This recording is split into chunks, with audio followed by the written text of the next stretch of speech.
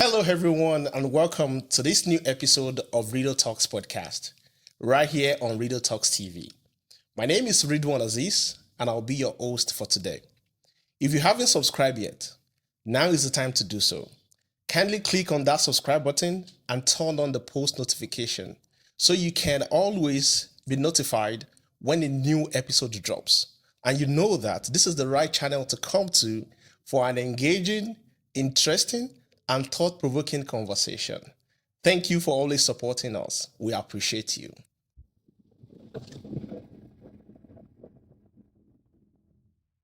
Today's episode is going to be a very interesting conversation, and I believe you all will enjoy it because my hook, the fishing hook that I threw inside the river caught a very big fish. And that's no one but our dearest professor, our well-respected professor. He's here in the studio with us, and I will let Professor Akinroye Temidayo go ahead and introduce himself to the audience. Prof, please go ahead and introduce yourself to the audience. Thank you very much. But you've actually introduced me. Did I? Yeah, you mentioned my name. Well, I thought there's going to be some other nitty, and all those cool other things you would like to add. There's a lot of attachments to that name. It's not just it's not just the way I pronounce it. There's a lot of so I think I think I should have apologized. Even before saying it. Maybe because a lot of people I pay attention to details. Because a lot of people like when dude, you had this. To be honest with you, right. I mean sometimes it's good to pronounce name appropriately. I didn't pronounce it right. I never said that. I said, but again, it's also important for you to recognize that, the way you pronounce your name, others might not be able to pronounce it that way. All right. So you're correct. My name is Temidayo Akinroye. So I said Akinroye. Akinroye is funkified, right? It's like you're pronouncing my name in an English, with an English tone. But my name is Yoruba. My name is Ikale in Yoruba, which is Akinroye. I mean, the Yoruba alternative will be Akin. So in Ikale, if they want to call Akin, they say Akin. Akin. So, Akinroye. Akinroye. I'm sorry. I'm talking Akinroye. I'm still taking that syllable up again. You're pronouncing the name like you're speaking English, but it's not English, unfortunately. So what about all the two? I want to have PhD, SSL, wherever. Those things do not define me, right? So I'm just a human being like everyone. Kind of like, prioritize things like that. Do they take it very serious? If they're a doctor, you have to address them as a doctor. So be honest with you, then it depends on the type of doctorate that you have. Now, if you're a medical doctor, of course, and for those who are medical doctors, no offense, right? Okay. If you're a medical doctor, your degree is not a doctorate degree. Wow. All right. Okay. So you are a doctor by profession. So when you're called a doctor, it's not that title. It's not a title. Right. It's your role. Degree. It's like BTech that. It's like calling degree. Me a bachelor's degree. And that's why you have medical doctors. They will still go further to have a PhD. Right. So the only degree that comes with doctorate degree, it's a PhD or a DBA if you do a professional doctorate. But having said that, what is in a name? You can call people anything. Your name is. But this is the same professor that Dave Umahi just got later. Like I mean. Well, that's another conversation entirely. But the point I'm trying to make is that I'm not trying to underestimate the effort that people, put into having degrees, right? I mean, I've done a doctorate degree, and I know it's not a piece meal. It's not easy. I know. Right. So if someone has actually dedicated that time to conduct a very impactful research that contributes significantly to the body of knowledge, and there is a title called doctor, if that person is demanding to be called a doctor, that person is not making a mistake. Absolutely. All right. But then if you're not addressed as a doctor, right, you shouldn't take an offense as well. You shouldn't be offended that, don't you know I'm a doctor, right? But personality also comes into this, right? Wow. Okay, that's why in various parts of the world, for instance, in the UK, they will say Dr. this, Professor that, right? In Nigeria, Professor this, Professor that. essentially, a professor is not really a degree. The highest qualification you could have in academics is a doctorate degree. What? Yes, it is. Okay, yeah. So there is no institution awarding professorship to someone? No. All the professors. So the word professor it's synonymous to you prophesy, right? Okay. So you grew to that point. So you are prophesying. So what it means is you've conducted research. Okay. And you've observed different phenomena. And then from that, you are making either extrapolation or you are prophesying. You are saying, based on this and this and this and this that I've done in the last few years, I can say that this and this and this will happen in the next 4 years. So it's that way say he's a professor. It's like you're prophesying, right? Like a church pastor who prophesies. And this prophecy comes to reality. But to be honest with you, so you could be a professor in the research angle. You could also be a teaching professor. A teacher could be a professor. All right. So there is it's not a qualification. And that's why in the UK, right, irrespective of, in the US, irrespective of how many years you've spent in the academia, right, you're called Dr. Ridwan, a professor of cybersecurity. So it's not Professor Ridwan. Okay. It's because the only qualification that you studied for, that you went, is the doctor. So it's Dr. Ridwan, a professor of that. Now, people can refer to you as Professor Ridwan. Right. And you could be called Professor Ridwan without a PhD if you are a teacher in the United States. Right. Because my students call me professor. And there are other colleagues of mine who do not have PhD that are professor of this. So I mean, in our climb, we enjoy titles. So to be clear, there are people that do not have a PhD, but they are a professor. No, that's okay. So what I'm saying is, professor is not a title. It's not. It's not something that you do an exam like you have your first degree, second degree. The highest degree you could have is a PhD. All right. Okay. Professor, it's like a position, right? Okay. So there are various contexts. One, you could say a teacher could be called a professor.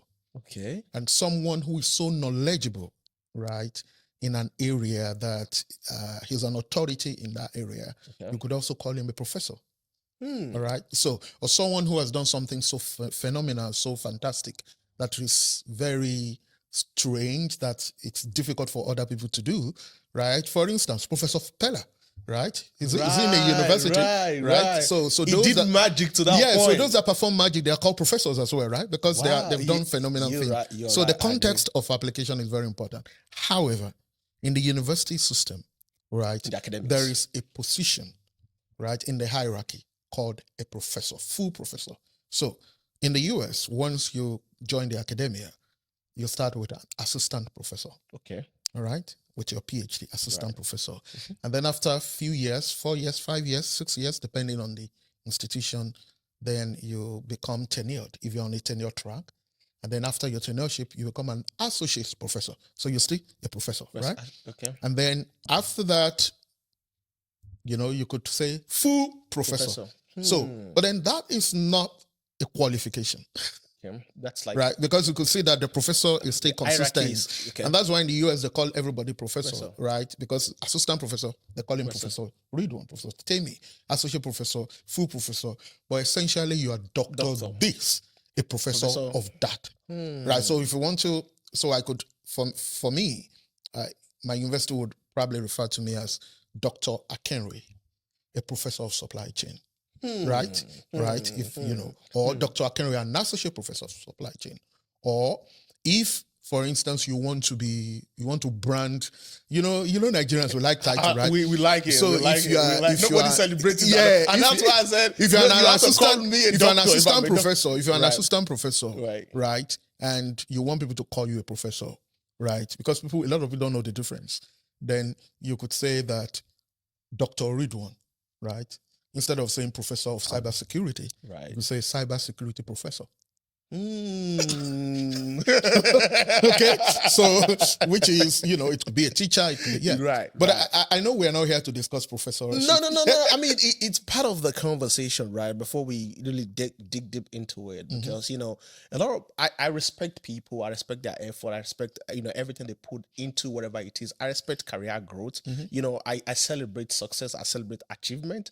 I think people put a lot of work into it, and when I see you.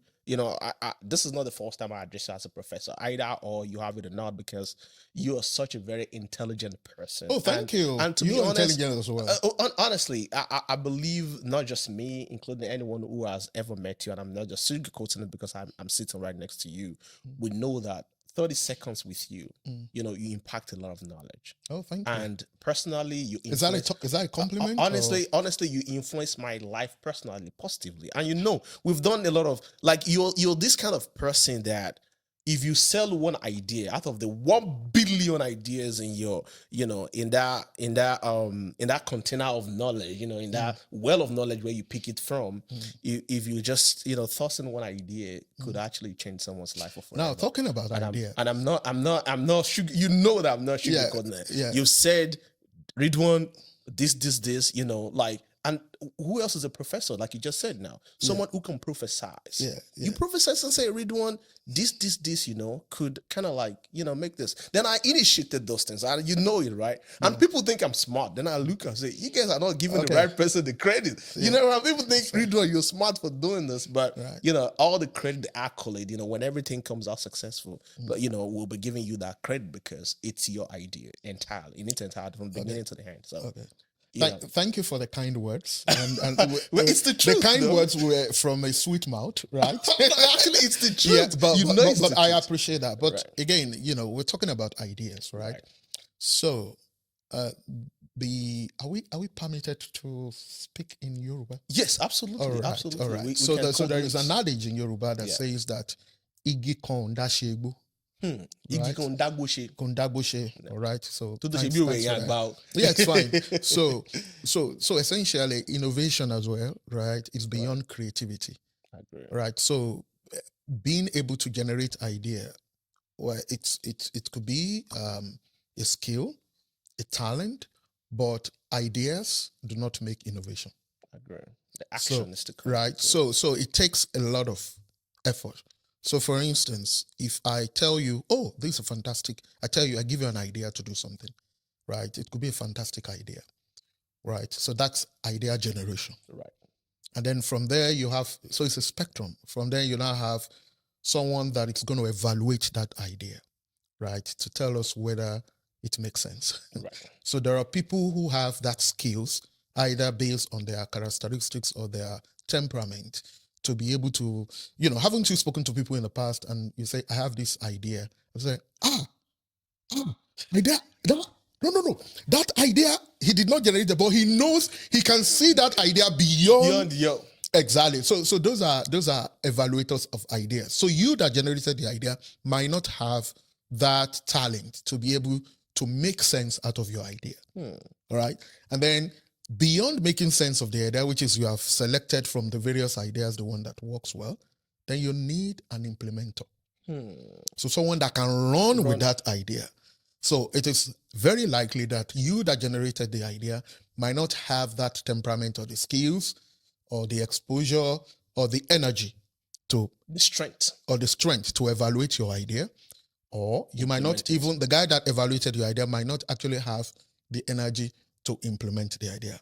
So it is when that idea is implemented and commercialized that becomes innovation, right? So what you see here is that successful innovation is a collaborative effort. That's true. It's not a one man. That's true. That's the word.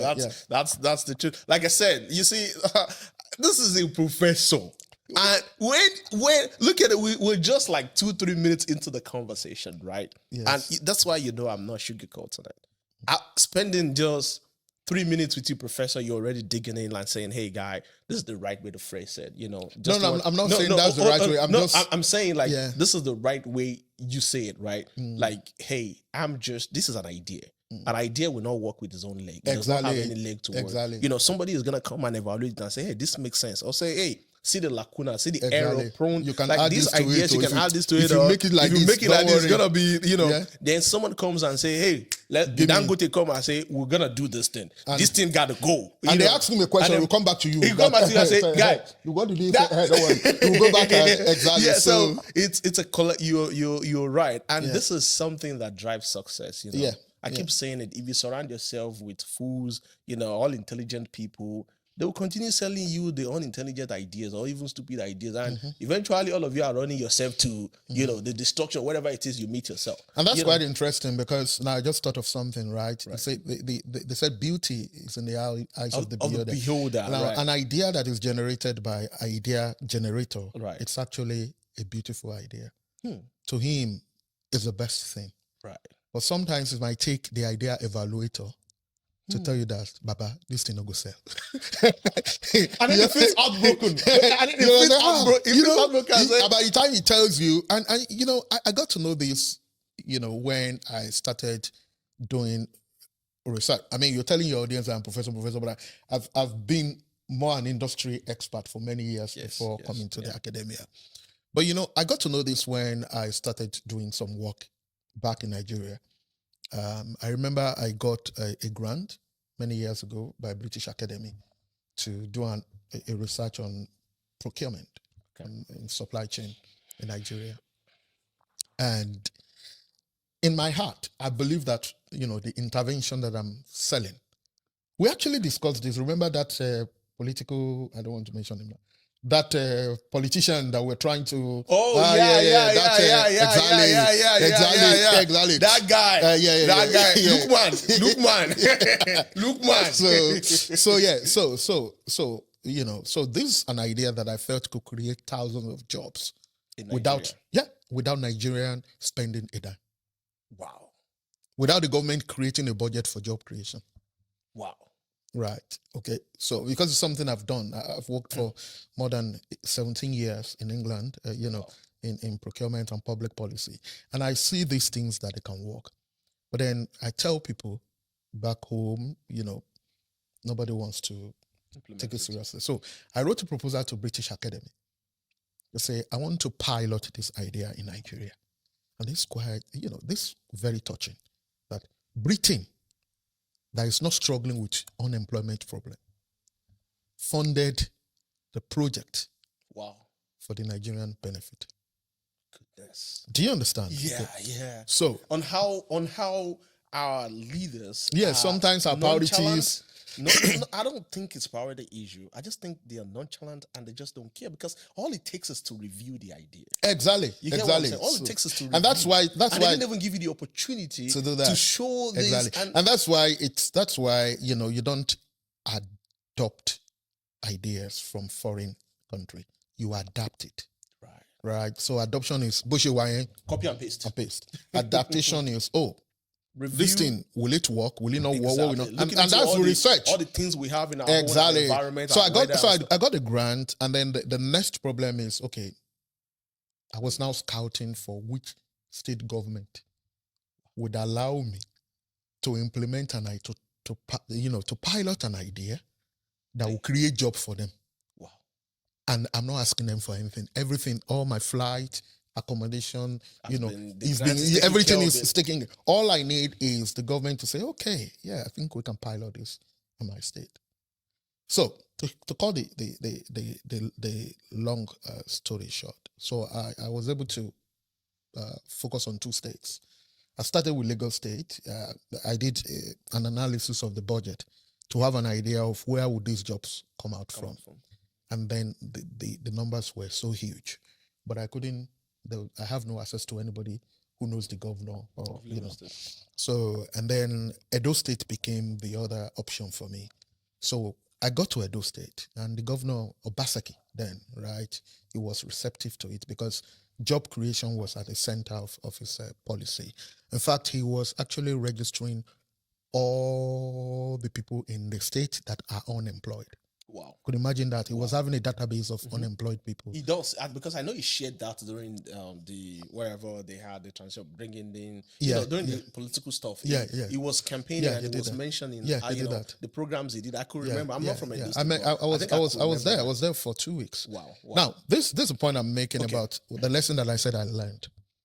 So this idea for me, I have analyzed that, this is how it could work in Nigeria. Because I'm Nigerian. I've lived a lot of my life in Nigeria before coming to the West. So I understand that this one will not work and all of that.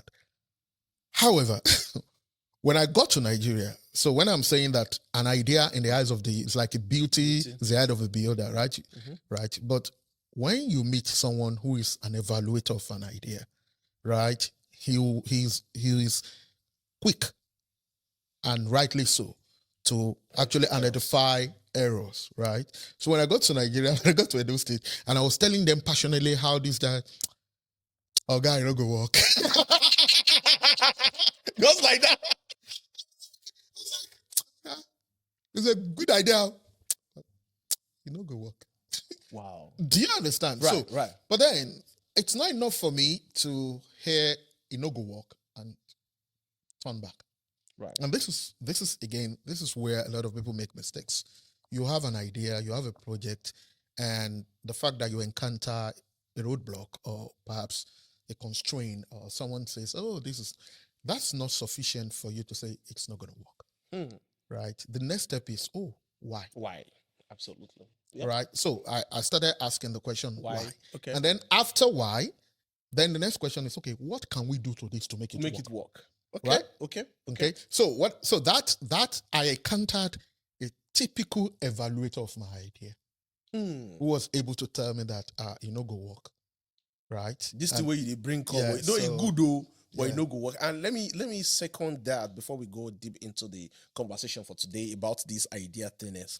I used to work with a multinational too, right? In 2011, 2012. What we used to make, I'm not gonna mention the name, but what we used to don't worry, I know what we used to make is baby diapers and stuff. But anyway, those generations, right? The baby diaper is really very bulky, very big. So when mothers hold those baby, they say, this thing has a lot of milk in it. Don't worry, if your baby pee or poo poo, do anything, you go hold them, go leak. Whereas for us who are engineers and experts in this field, we know that there's like only one or two substances in that is absorbing the content. Others are just, to make things good, no leak, whatever. Like the Yoruba called amugbalegbe. So to cut a long story short, ideas start coming. There's R&D, reviews and development. There's new initiative, cost saving, the lean. This company is very heavy on lean manufacturing processes. So we know what our losses, how do we eliminate reduce waste, reduce stuff like that. So now part of the cost saving project was to expand. And the expansion idea, this is the idea. Now the expansion idea was to have the West Dapper. The West Dapper. They're very tiny, soft, and all those kind of stuff. So the first thing, they did their stuff, and then we scrapped that other one and went to this new line with the first thing to the mentality of the parents that are going to use those things on their baby was, this thing will not hold. Yeah. But now they now come and say, I want more But it's a mentality thing. It's that's what I'm saying. If you go to shop to buy a clothes, the idea, you still hold it. Just feel it. Very. So the idea, someone needs to also come and tell them, like, the mentality of my people here, this idea no go work. Say you understand. So stuff like that. But anyway, that being said, you say that was a good icebreaker. It's a good icebreaker. But anyway, I want us to kind of like dig deep into something, right? And I see it as a struggle, like you've said. You've lived on both sides. You've lived in the west part of the world, and also lived back home in Africa, which is Nigeria. But there's something that's going on, like a culture thing, that I want you to kind of like hit the nail on for me, please. Okay. Why are people struggling here? Like struggling, trying to, but they are back there building a mansion that they're not gonna live in. And I thought, like, why do you have to suffer yourself to not live a good life for yourself here? And then, back home, you're building a mansion.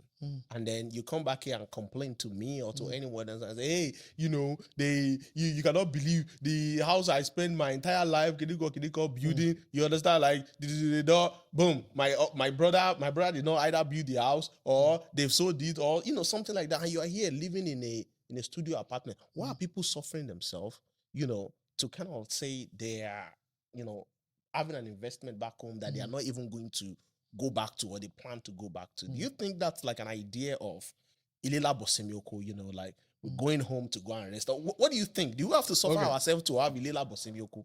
All right, so I'll come to your question, but I think we need to also to actually decimate this idea of Ilela Bosemioko. It's very important. Right. It's very important.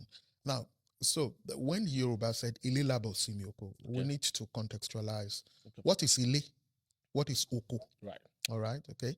So Ile is where you're home. Right.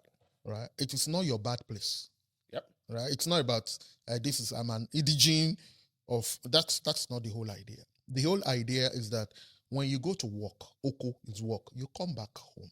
Right. All right. So Ilela Bosemioko, that statement could apply to you in any part of the world. So they are telling you that a place that you've chosen as your home, right? Okay, you should not forget that place. You should make that conducive for yourself.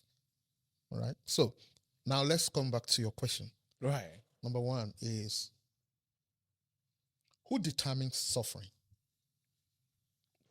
The individual. I mean, yeah. You're the architect of your home. So who determines? So it's all about perception, right? Because perception is very important, and I don't force my priorities on others. Right. So your perception affects what you consider important, how you prioritize things in your life. So I'll give you an example. My grandmother, right, she used to live in the village before she came to the city. Now, before she came permanently and lived with us and she died, right, sometimes my dad would bring her to the city, and the expectation of my dad was, Mama, come and relax, come and enjoy life. Because in that village, what we call Oko, those days, there's no electricity.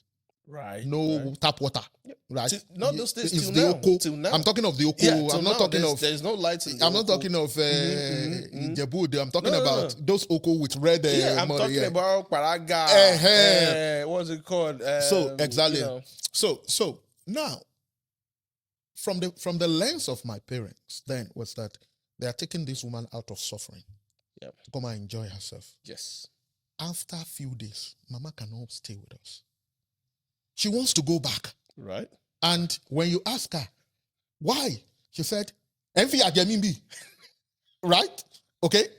Right? She will say that in my dialect. Yeah. Now, so that means what she considers as suffering is different from what we consider as suffering. And based on the perception of my dad that believes that my mom is suffering, he created an action. Let me bring her to the city. That woman, my grandmother, based on her own perception, she's also initiating an action. Let me go back to my village. Do we understand that? No, I get it. So let's talk about the people who have the tendency of living in supposedly low quality, having a low quality lifestyle here, but then they're building mansions at home. All right. So they're building mansions back in Africa, Nigeria. That's what I called home for them. Okay. I think are those key reasons that's, motivating people, or that it's kind of like the factor behind the reason why people are, living this kind of lifestyle. All right. So I would to simplify it, right? I'll go a little bit academic. Okay. But I'll be very practical. Okay. So the factors are not different from factors that influence humans' behavior. All right. Why do people do what they do? Okay.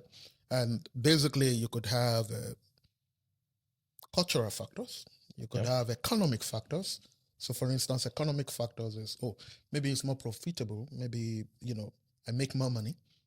right, from that facility or from that house to substantiate to support my lifestyle here, or maybe the value of the property is going to grow astronomically, in the future.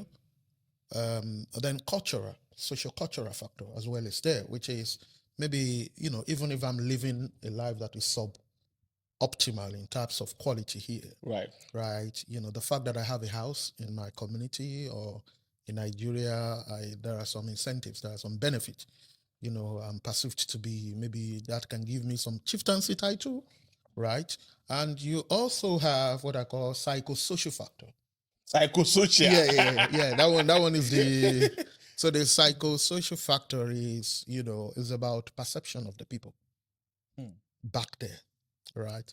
So there are a lot of people who wants to be perceived as Otimeke. He has made it. He has arrived. And because they think they are living a life of competition with their colleagues, right? Either those that they left at home, or perhaps those that are in the diaspora and have built similar kind of structure, right? So you can see various things influence why people do certain things, right? But then for me, so like I said, I don't impose my view on other people. Yeah. But what is ideal? I think that's what we're talking about. Right. If I'm to advise people, what would I advise them to do? I think the ideal thing to do is, where you currently live, you should actually achieve some level of excellent quality of life, right? Think about, what kind of house do I want to live in, right? You spend maybe 1 month max in Nigeria. You spend the entire year here. Your family is here. Your children are here. You only go to Nigeria once in a while. So if you are to build a gigantic structure that is to your taste, the first thing you want to do is build it where you are. That's how you can enjoy your money. Yeah. Right. Yep. Haven't done that, then, to be honest, you can build whatever you like. Okay? All right? Okay. That's one. Secondly is, why would you, and this happened as well with some people in the UK. I mean, I have people that they show me on their phone, this is my project in Nigeria. About really, blah, blah, blah. And you are living in a council house. A council house? And you're building a gigantic home. Yeah. So, but then again, perception. To him, my perception of quality of life might not be what quality of life is. So to him, it's synonymous to that my grandmother, that I'm thinking I want to bring her out of the village to the city. But what I considered as high quality, good quality of life, to him, it's not important. So again, that is one of the things that is influencing people's behavior. The other factor is that people actually build house in their hometown. Maybe their parents are old and they want to move their mom or their dad from the family house into that, right? But I know that is to the extreme. What we're talking about is, you live in an apartment in the United States. Not an apartment is even good. I'm just using that. You live in a studio.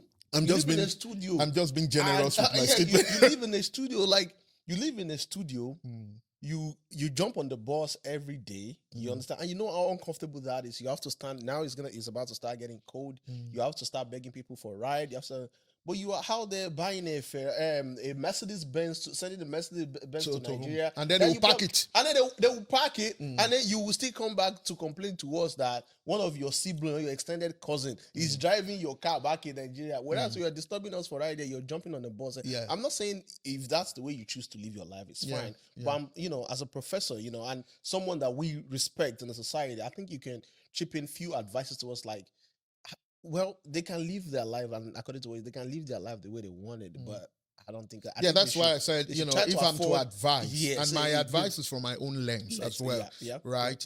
So that's what I'm saying. When you talk about priorities, what do people prioritize? They prioritize what is important to them. Right. Now, if you want to know what is important, you ask the recipient, right? The actor in that, to rate what is important. It is not you that will say, this is what you should do first. Do you understand? I know in life there are standard achievements that when you have this age, it is expected you should do this. When you do this, I know that. Life expectancy. Yeah, you know. Who defines that? Yeah, though? but who defines that? Well, that's another story. Yeah, but who does define? Because I think those are part of the things that is mounting pressure on just not the, not just the older generation or the baby boomers, including the Gen Zs now. Yeah, but life expectancy shouldn't have actually triggered any debate, because it means no harm. It's actually the higher the life expectancy, it means that you're expected to live longer. But right? apparently, so how is that putting pressure on there's people? there are things to do before 20, things to do before 30. Oh, okay, 40, things to do before 50. So you're talking about expectations. They put an expectation. That's the expectancy I'm talking about. They put out expectations to say, and that expectation is putting a lot of pressure on these people. And unfortunately, the generations we find ourselves now, they cannot comprehend. I agree, but that expectation it's not cast on the stone, right? So from different generation is revisited, right? And to be honest with you, it's not that some people will sit down in a meeting and decide that, okay, these are now those expectations. So automatically it changes. So for instance, the people that put those expectations, again, I said people don't sit down to think about it. But yeah, but those expectations as they were, right? You find out that they are not actually instituted in a stupid manner. Because Igbara Lambura, right? Okay. What it means that there are certain things in life that if you don't achieve it at some age, it will be difficult. For instance, childbearing. Right? Okay. Especially for the female gender, the older you get, the more difficult it is for you to conceive. So which makes sense that it is better to have a child earlier. But so it's not I just medically though, no offense to anyone, okay, but medically though, it is not just the female, including the male, because the more we're not all not equal, right? Males also suffer the same thing. So both ways. Have you seen both ways? Have you seen a woman of 80 years giving birth to a child? There's a breaking point that women can reach. I understand that. I'm just saying that even men too, they run into issues. I know as you grow, but I'm just saying that even the difference is very wide. Because my grandfather from my paternal side, that is the father of my mom, was still giving birth to children when my mom has stopped giving birth. So I have an uncle that I am older than. You're not the only one, okay? You're not the only one. And I have an aunt. I have an aunt. I have an uncle I'm older than too. So. I have an aunt that call me brother, right? So and so what I'm trying to say, I understand what you say. Generally, as a human being, when you grow old, right? It's like when you buy a new car. After a while, check engine light matter. So as you grow up, check engine light. Our own check engine light. It's also coming up. Change this. Like your Taurus. Change that. Like your Taurus. The Taurus, Tolano. That blow. Don't let me go there. So like your phone Taurus. Please. No, you came up with. Maybe you should not have said a car. I'm not actually. You should have used another example. Okay. Like your Taurus. Yeah, I wanted to refer to the check engine light, essentially. So, but coming back to the point of discourse. So, my advice would be, make yourself comfortable where you live most of your life. Okay. Right. Most of us that work here, right, or you work outside your home country, I doubt if you spend more than 2 months when you go back home. I've never spent 1 month in Nigeria. At once. The entire 30 days at a go. Yeah, I've never, not once. Since you left. Since I left, that I go to Nigeria, I'm there for 4 weeks. No. All right. So if I'm spending 11 months in a place with my family, right, and I spend 1 month in a place, for me, it's illogical, right, to make where I'm spending 1 month to be more comfortable at the expense of my convenience in where I'm spending 11 months. Do you understand? Yeah, that makes so sense. That's my logical analysis. Yeah. But again, like I said, I made that evaluation based on my own priority. And my priority is informed by what I consider to be important to me. Yeah. So for other people, it's different. But I will advise people that, and I will ask people, why are you doing this? Why is it that, I've been to people's house that I know they have mansion in Nigeria, and then there is no garden for their kids to play in their house.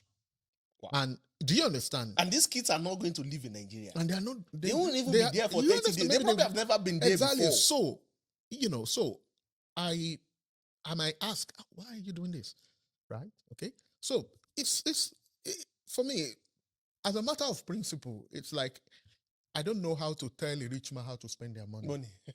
Right? So I think people do that for various reasons. But as you do that as well, it comes at a cost. That's correct. It comes as a cost. So for instance, I don't have a house in my hometown. I don't have a plot of land in my hometown.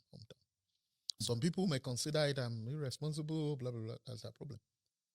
Because my father built a very gigantic house, Betesi. Yeah. Right? 7 bedroom downstairs, 8 bedrooms upstairs. Right? Now, my mom is gone. My dad is gone. Myself and my siblings were all over the place. Yeah. Right? The people living in that house now, we are begging them to even pay rent. I'm telling you, we are begging them. But they are also maintaining the property, right? They are not. Yeah. We are actually. So we spend money. The good thing that my dad has an investment in. Right. He has a oil palm. Right. So the little that comes from there, we use it to renovate. But what I'm saying in essence is that for me, it's a lesson, and very not far away from where my dad's house is. My grandfather's house is there. So the question now is, I have never thought of my grandfather's house. I've never thought about what is the status of that house. Now, when all my father's siblings are gone, who will take care of the house? Do you understand? Yeah, right? Yeah. So we're only doing what we can do as we're here. My kids are here. My siblings' kids are in Canada, in the UK, and all of that. So when our own generation is gone, is it my daughter that will now go and be collecting rent? So, and that's when the Holy Book says it's all vanity. It's vanity. But that does not mean that we should not take care of what we can take care of what we still. I agree with you. And if we want to look into the Western culture, right? I think the Western culture, the way they do it, I've heard, I've not seen someone done it before, but by the time they're about to pass, they wrote their will and say, I will all my property to my dog, or this thing. You understand? So the owner of the dog will become the owner of the property. They're the owner of their dog, so they are willing the property to their dog. And when they not die, who owns that dog? When they pass, meaning, at the end of the day, I think they give those properties to either charity or some, because guess what? All their kids are also doing well. They also have exactly. So everybody have grown and stuff. So there is nobody to be. They don't see things like that as literally legacy. They rap, because most of the people that are doing it now, they're trying to do like a legacy, whatever I have. But that legacy you mentioned is another debate for my children and stuff like. You get what I'm saying? That's what I think the mentality is for an African, for an average black man is. That's the legacy, something I'm leaving behind for my children. Which makes a lot of. It makes a lot of. Yeah, but again, by the time at the end of the day, so they'll be like, yeah. But I have a potential solution to things like that, and myself and my siblings were thinking of, for instance, at that house, why don't we make a kind of endowment and donate it to NYC? Man, that would make a lot of sense. So it's to lodge there. If coppers will be lodging there every year, NYC take care of the place. The legacy lives forever. Forever, right? And so exactly. So you could do that. Okay, the property is yours, but you are saying that this is our contribution. So you could do that. But again, you see, the idea of legacy, it's very contentious, right? After 5-6 generations, where's the legacy? So tell me one person in Nigeria, or maybe from the Yoruba or Igbo, right, who is enjoying the legacy of their 5th generation behind? Does it even exist? So what I'm not saying people should not live. I'm not eroding. Apart from I think the royal fathers carry that along, right? But that's not legacy, isn't it? That I think that's cultural asset. We are trying to protect, our cultural values and all of that. A legacy is that, for instance, my father has an industry, right? And he built that industry. Okay. Everybody knows, that industry, blah, blah, blah. The next generation, I continue. The name of my father, continues. Titi, until 5, 6 generation, his name did not go out of, that is legacy, because it is that legacy that is the pillar for your name not to be eroded from existence. Yeah. Do you understand what I'm trying to say? It's that thing that you're known for. In the Southwest now, right? Everybody talks about Awolowo did this, right? Right? Okay. Now, Awolowo great grandfather, what was his legacy? Well, I never heard of him. Exactly. So apart from Awolowo, right? Who else? Doesn't mean that in those days people they didn't care about legacy, or maybe after a while legacy will just disappear. Vanity. Yeah. So I am of the opinion that do what is right. Yeah. Try to help people. Yeah. Okay. And then you don't know what, like they say in my language, any comment. You don't really know what happens once behind you. Yeah. Okay. Yeah. Thank you so much, Professor, for eating that on the head and for analyzing that. Throwing in some advice from your wealth of knowledge. We really appreciate that. But there's also something too, right? December is around the corner, right? And our boys go Nigeria. Like even the government has said, dirty December is one of the there's an economic value to it. Yeah. So December is around the corner. So someone from January 01/01/2025 don't they gather money for December where they go Nigeria, go do all this kind of thing, oppress and stuff. I'm not asking people not to spend their money the way they want to. They've worked so hard for it and they deserve to spend it the way they want. But my thought on, and I want to get your opinion on this, and then we can have a conversation around it, is why do people suffer themselves, years of struggles and everything just to go to Nigeria and spend 2 weeks and then do Dorime? And so is this just a kind of like a fantasy, or what is it exactly? Again, priorities, right? Again, priorities. To you call it suffering. What if that you call suffering, to them, it's not as important as the lao. The lao. Right? Okay. So you understand what I'm trying to say? So see the excitement, the enjoyment, the ecstasy that comes with the Dorime and the lao, right, might be something that they don't want to treat. They can, they don't want to treat for anything, right? And that's why prioritization is very important, because the priorities, the layers, is determined by an individual, not an external person, right? For instance, you could have asked me, I'm close to 50, right? But I only got to know how to drive a car last year. You're one of the people that taught me how to drive. And the car you bought from me, Lado. Now, you understand what I'm trying to say? And I think we're still teaching you. At the age of 40 something plus, I've never started a car. I lived in England for 17 years. Because for me, it wasn't important. You're right. I don't care about it. And people were saying, you are this Dagbato, you cannot drive a car. Right. I was like, okay, so I have a lot of paper that I need to publish for my career. I should now go and drive car. How is car important? Learn how to drive. So people use sometimes their own priority to determine my priority, but I ask people, let the owner of their money spend their money and determine their priorities. However, if your misplaced priority is going to be a burden on me, Yoruba says that tí ara lé ẹni bá ń jẹ kòkòrò búburú tí ọ̀hún ẹ̀ bá dé, exactly. That's what I'm saying. Exactly. So if I'm a stakeholder in your life, right, and I know that when the chips are down, this is coming to me, Baba, I go draw your shokoto. I go tell, what did they do you now? In fact, I warn you that. But if this thing happen, don't come to me. Can people actually draw boundaries around that? Of course you can.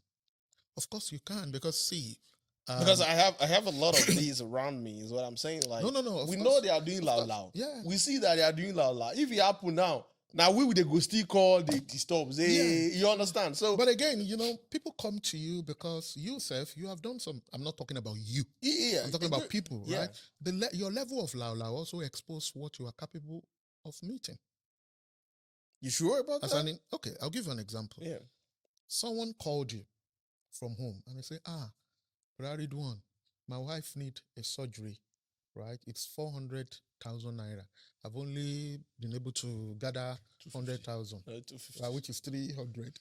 And you're like, where do you expect me to get that kind of money? Blah, blah, blah, blah, blah. I'm sorry, I only have 50,000, right? Mm-hmm.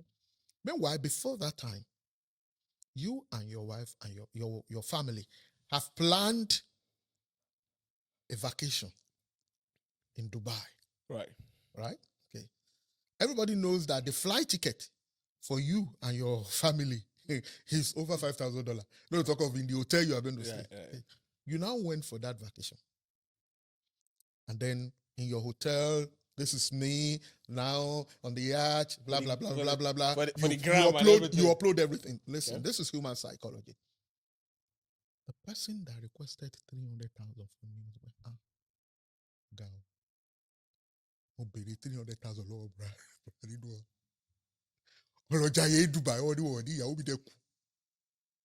What I'm saying is this.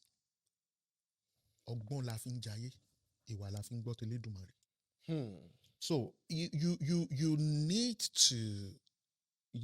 to be wise with, and I'm not saying people should not spend their money, right? But you can enjoy yourself without making noise.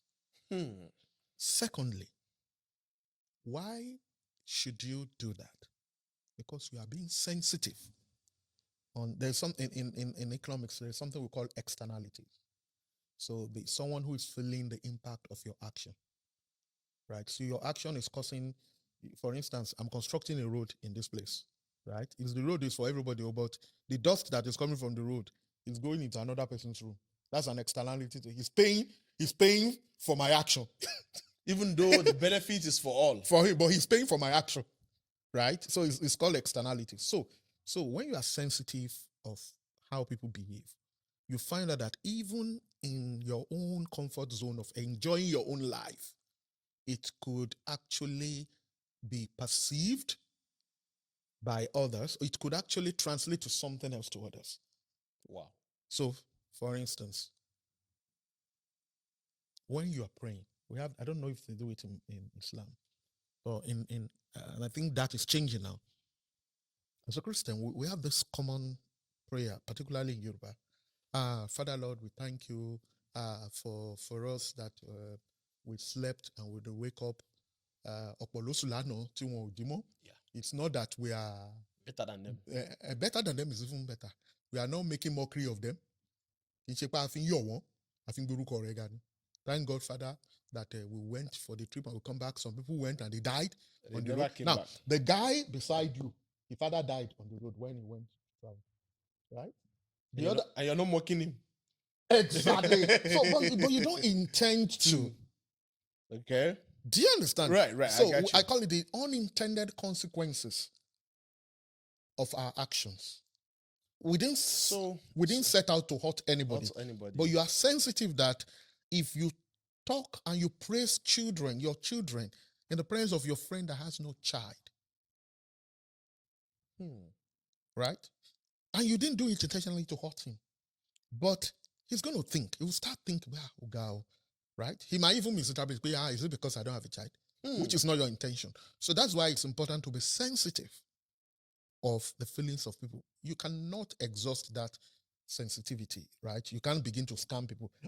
I don't know whether I say this or whether it will make this, Well, as much as with a little discernment that you can make, try as much as possible to enjoy your life, right?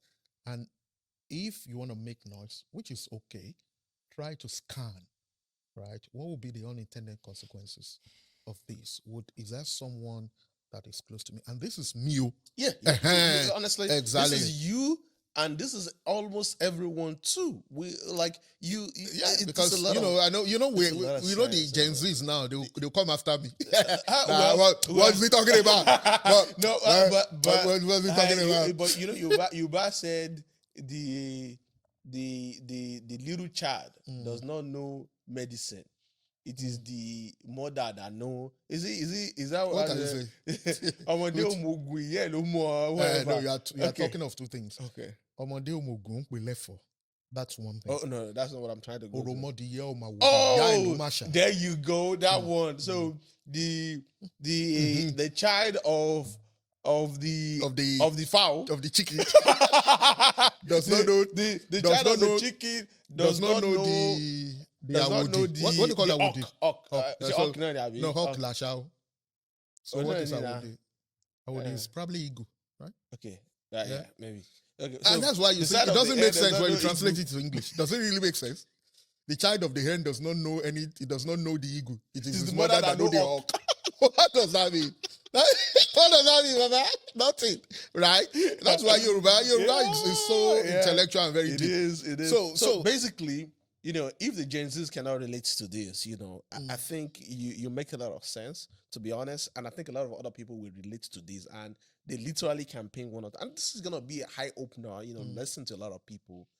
Sometimes when you do something unintentionally, you're hurting somebody else's feelings because you don't know what they're going through. But again, Professor, did that stop us from actually? No, it's very difficult for you to track that. And that's what I'm saying. How would you be responsible for the feelings of other people on your own behavior when you don't even know?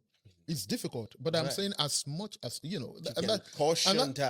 I have someone that you respect a lot, right? Yeah. That you have told me like, this person you respect and you really want to meet him, and definitely you will soon. Okay.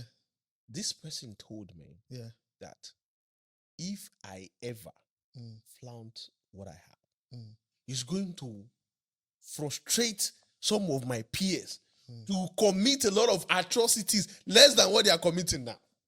So that you why do you know where you see? So you don't get what I'm saying. Like, no, you don't get like that the impact. God blessed him. Yeah. So he's saying that if I for a second flaunt my blessings, is going to, like, the rate at which you see those my peers that you're seeing running around, the rate at which they will be running around, it will be more. But so I cannot. And there are a lot of other influential people too, which their way of life is to flaunt some things. It's called influence, right? Your behavior influences people without your knowledge. And because it happens that way, right? That's why you have to be very careful about how you behave. And like I said, should you feel bad that someone is feeling bad for your action that you did legitimately? No. So, Prof, you had mentioned that, this life expectancy, this baseline, this milestone are changing. So how do you think this is affecting these Gen Zs out there? They are curious about this milestone, and I don't believe they have like that guidance, because now this generation is sort of okay. You understand? So if you're doing something, they want to ask you why. Unlike us, when they tell us like, hey, this is what you need to do, you cannot do whatever. We don't really question those authorities. But now these guys are asking questions, and they are doing it. They are doing what they think is okay, what their peers are doing, whatever. So how do we kind of like draw the line, or when is this okay? When is this too much? Okay, so basically, all these milestones we're talking about, there are like a form of social informal regulation. Okay. Of how we live our life, right? Okay.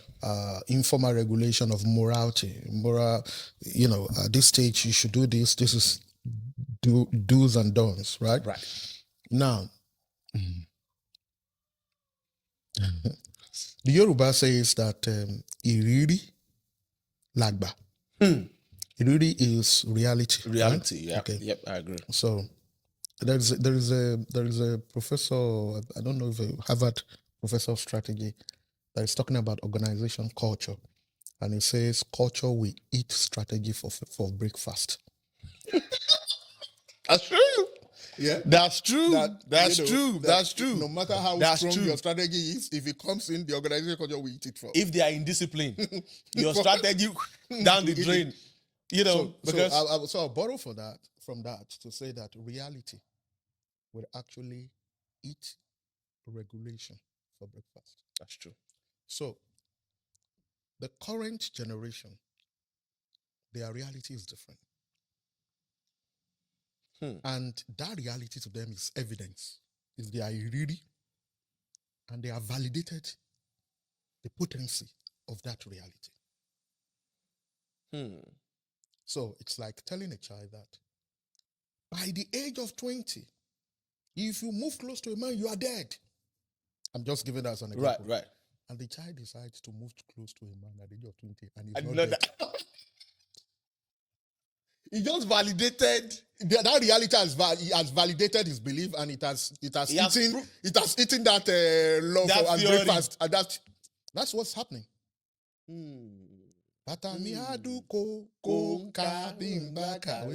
It's a way of encouraging us to go to school, to blah blah.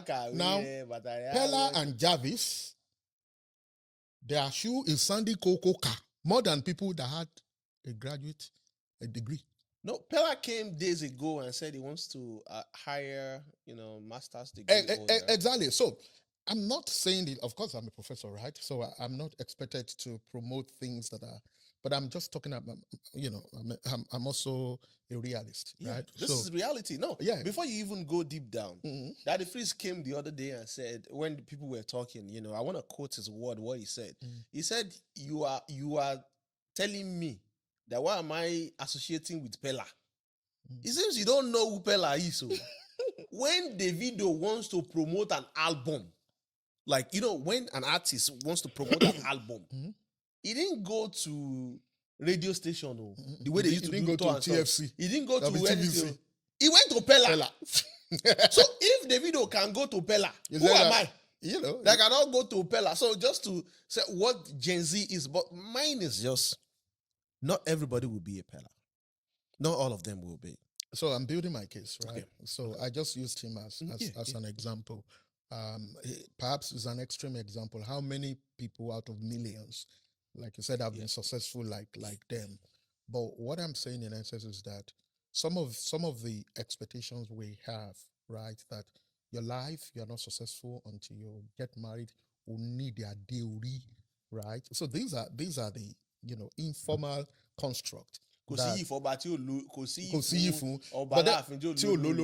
we have now seen Oba that exactly. So the reality becomes the evidence. That's the evidence. Data is now crushing, validating those things to say this is validating our test, but then it's invalidating those.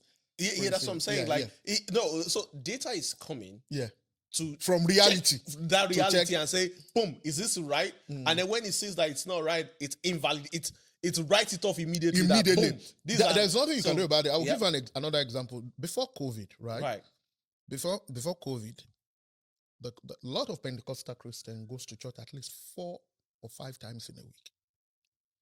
So after church on Sunday, they will go for Sunday school fellowship or after something's fellowship on Sunday. Right. They'll go for prayer meeting in Monday, Bible study on Tuesday, revival. There is and there is this statement that you need to constantly recharge your energy, right? That the one you took from Sunday, getting close to God, blah, blah, blah. Stuff So like that. So there was an incentive. There was a motivation for people to do that, right? Okay. COVID hit, boom. Everywhere was locked down. People don't go church. Life no end. And they are still living. Life no end. Right? And that really affected, I know a lot of, if I count 10 of my friends, 8 of them decides to maybe go to church on Sunday, right? And they don't do Monday, Tuesday. Extra. Exactly. So you could see reality, it really like that. It will always support either the established theory or way of life or invalidate it. So these Gen Zs, that is what is happening. Do we have a role to play to perhaps to help them navigate their journey? We have a role to play. The role is that what we perceive to be destructive to them, we tell them, you advise them against it. However, the circumstances that inform that destruction that we perceive in those days has also changed in their time. Right. So which means that the fear that we have that it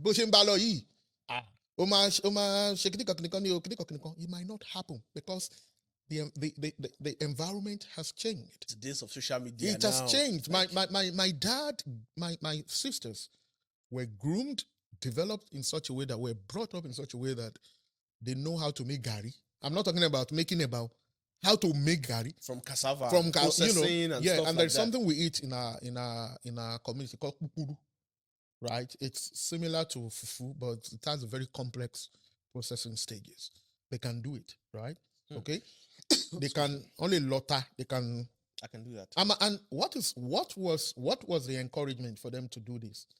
You know, when it's like the standard. If you don't know how to pan the yam, now they grew up, they got married, they There's never blender. tried any of those skills. There's a blender. And look at their reality. Invalidated those training. Yeah. So as but I'm sorry. Your mom, that theory will have been valid in her era. Yeah, exactly. You understand? So she was using what was valid, what was obtainable in her era, in that time, to infer what will happen in the future. And now the days of AI are now here. I cannot use, whatever it is I was raised with to raise my own kids. Of course, if I want to use it, for instance, my daughter uses calculator. I was not allowed to use calculator when I was in secondary school. Wow. Right? Yeah. Okay. Right. Okay. Now my daughter, if she wants to do sine cosine, she'll time sine 45. Right. 1.3 blah blah blah blah blah.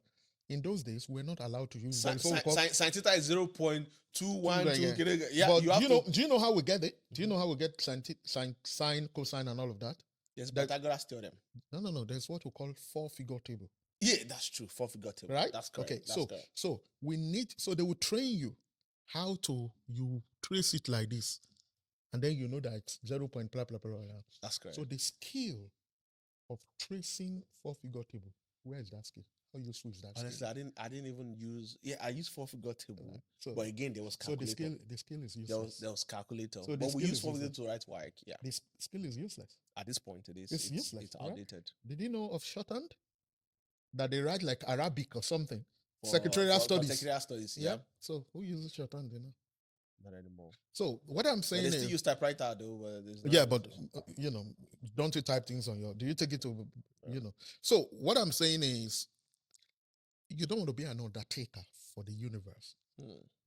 It change. Things are changing, and as much as you want to tell your kids or tell the young people this is the right way to do things based on your own understanding. That's all you could do. Right? That's all you could do. Because when things change and you don't change, particularly in the right direction, you become some of those things. Have you been to the St. Louis Museum? No. You have not. Have you been to any museum? No, I've been to a museum where they keep artifacts like that. Yeah. So you see those dinosaurs and all of that. Yeah.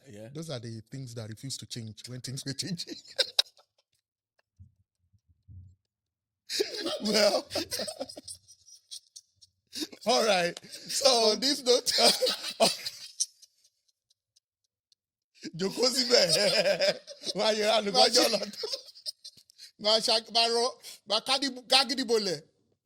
are learning how to use Canvas to design things. They are learning AI. You are saying no. I don't know. I put your glass here. This cannot fly. You are cramming the spelling. When Microsoft will spell for you, waste your time. Report is now taking 3 weeks, and you think clients will come back. They are already using correct draw to draw design. You are still putting it. I have to follow. Unfortunately, that's the reality. Well, yeah, that's an amazing session. Actually, Professor, honestly, I know we can continue. It's and honestly, we're honored to have you on this program today. My pleasure. To be honest, it's been, like I said at the beginning of this podcast, I told you, like spending 30 seconds, just 30 seconds with Professor. You will learn something, you will share ideas, and honestly, it's going to carry you there, like it's gonna be a debate, all those kind of stuff. So that's Professor for you. The way I mean, in ideas and thoughts and everything. Okay. So thank you so much for having it's a pleasure for coming on the program so today. And I enjoyed we'll be asking you to come again. There's going to be a lot of other. I know you're very busy, but we'll be, whenever you just have a time slot for us to have more, interesting, engaging, and thought-provoking conversations like this that could, pass knowledge to people, share experiences, and then, like I said, I told people, you're the one that can share your own story. No one else could. Because if you sit back and let somebody share your story for you, they might say, this has happened that never happened. But you are not, even your children might not be there to correct it anymore. Yesterday I heard, and before I go on the last note on this one was, someone was on the Adebayo Faliti's son was on a program yesterday, was on a podcast that I watched yesterday, and he had mentioned, the podcaster asked him, your dad is a friend to... Is it the Agbale, God bless you. The guy has asked him that your dad is a friend to J.O. Fagunwa, right? And then they said J.O. Fagunwa died in the water. They did not see his corpse. You understand? Then the guy said, no, they saw his corpse. So say, everybody have run around with the story like, Fagunwa Jokuta Rokwe. You understand? Say, no, my dad was there. The body came out 3 days later, and they went to bury him. The reason why I'm citing this as an example, because I had a conversation with my dad as well, and he had thought like, into Migbilo. You understand? So you understand? So now think about it. That those years where a lot of people had, believed that this person was, perished, died in the water and stuff. They say, yeah, truly, he fell in the water and died in the water, but 3 days later he came up. That's what now it takes years. Chinamanda? What's the name of that Nigerian? Chinamanda Chinde or something. Yeah, that's what you call a single story. Wow. Yeah, single story. That's So it now came that it takes that years that the rumors, the lies have, made somebody might have even written a book on how to validate how they did not see and him. Then they will create, it's easy to create a fiction out of that. He's actually living with the Oluweris now. He's actually... so people will fly away with it if you do not tell your own story. And I'm telling you, if you have an interesting story you want to share, this platform, this is exactly what it's for. Come here, let's have a conversation, and it's going to be unfiltered. We'll share your story all across, and we'll let people hear your beautiful stories. Again, if you haven't subscribed, kindly go ahead and click on that subscribe button, turn on the notification, and share this program with your friends and family. Thank you so much, and I'll see you again in the next episode.